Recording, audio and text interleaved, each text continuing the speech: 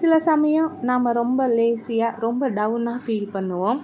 அந்த டைமில் என்ன சட்னி செய்யலாம், தாளிக்கவும் வதக்கவும் தேவையில்லாமல் சிம்பிளாக ஒரு சட்னி எப்படி செய்கிறதுன்னு பார்க்கலாம். இதுக்கு நான் 6 பச்சை மிளகாய் எடுத்திருக்கேன். காரம் கூட வேணுங்கிறவங்க இதை விட இன்னும் கூட பச்சை மிளகாய் எடுத்துக்கலாம். அது கூடவே 2 மீடியம் சைஸ் பெரிய வெங்காயத்தை எடுத்து கட் பண்ணி சேர்த்துக்கலாம். ரொம்ப பொடிசாக கட் பண்ண தேவையில்லை. நம்ம மிக்ஸி ஜாரில் அரைக்க தான் போகிறதுனால கொஞ்சம் மீடியமாக நம்ம இதை கட் பண்ணி எடுத்து வச்சுக்கலாம்.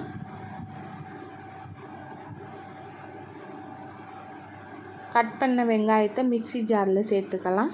இது கூடவே ஒரு சின்ன லெமன் சைஸ் அளவுக்கு புளி சேர்த்துக்கலாம். தேவையான அளவு உப்பையும் சேர்த்துக்கலாம். தண்ணி சேர்க்காம மிக்ஸி ஜாரில் நல்லா அரைச்சி எடுத்துக்கோங்க.